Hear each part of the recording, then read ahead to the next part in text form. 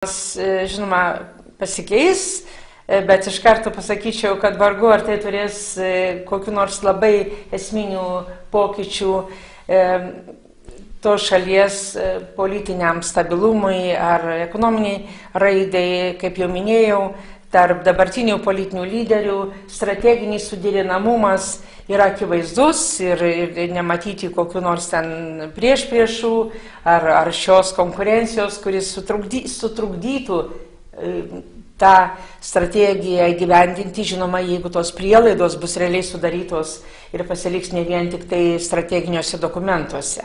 Na, išsidėstymas pasikeis ta prasme, kad suvažiavime buvo išsakyta pasiūlymas Medvedevui vesti sąrašą, partijos sąrašą rinkimuose. Pirmiausia vyks Dūmos rinkimai gruodžio pradžioj, o tai savo ruožtu reiškia, kad jau jisai tada tokiu atveju vargu ar dalyvautų prezidento rinkimuose. Taip ir paaiškėjo. Premjeras Putinas atvirai ir tvirtai pareiškė, jog jis ketina dalyvauti prezidento rinkimuose ir jis pats siūlo Medvedevui vesti sąrašą ir dargi pareiškė, kad jis siūlys Medvedevui tapti laimėjus rinkimus, turbūt taip ir įvyks, premjeru, tai yra vadovauti vyriausybei. Na, kitaip tariant, jų pozicijos apsikeistų. Esant sėkmingiams rinkimams, prezidentu pirmiausia turėtų tapti Vladimiras Putinas, o tokiu atveju jis pasitrauktų iš premjero posto be abejo, o dabartinis prezidentas Dmitrijus Medvedevas perimtų vadovauti vyriausybei. Aš nesiimu spręsti, kaip yra geriau, ar taip, kaip buvo, ar taip, kaip bus. Manau, kad tos pozicijos abidvi labai svarbios. Gal prezidento labiau svarbi užsienio politikai, o premjero vidaus ekonominiam, socialiniam gyvenimui. Bet per tos pastaruosius, žinoma, prezidentavimo metus Dmitrijus Medvedevas pakankamai, manau, konkrečiai susipažino su šalies vidaus gyvenimu ir ekonomika, ar socialinėm ir kitom sritim, ir nemanau, kad jam tai nesisektų daryti vadovaujant vyriausybei.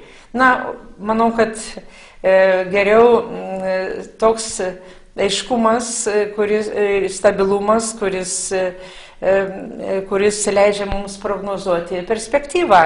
Ir galvoju, kad Lietuvai nuo tų pokyčių tikrai neturėtų būti kaip nors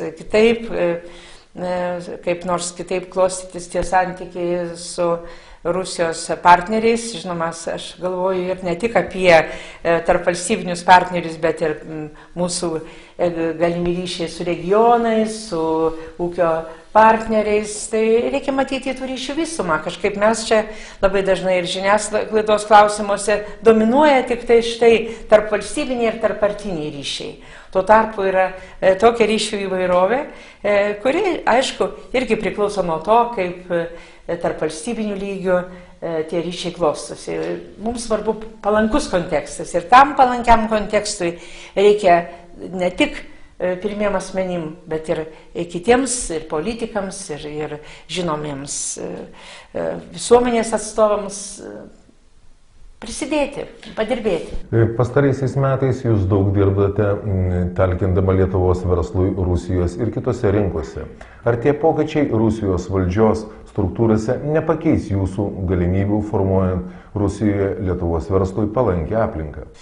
Na, iš tikrųjų, mano ryšiai yra ne tik ir su Rusijos ir politikais, ir mokslo, ir kultūros žmonėms žiniasklaida, bet ir su kitų šalių pakankamai stabilus. Jie tikrai nelabai priklauso nuo politinio konteksto. Aišku, jeigu valdžia susigrąžintų kokie nors, sakysim, komunistai ar radikalios dešiniosios jėgos, kurios nėra tiek linkusios draugiškai žvelgti į savo kaimynus.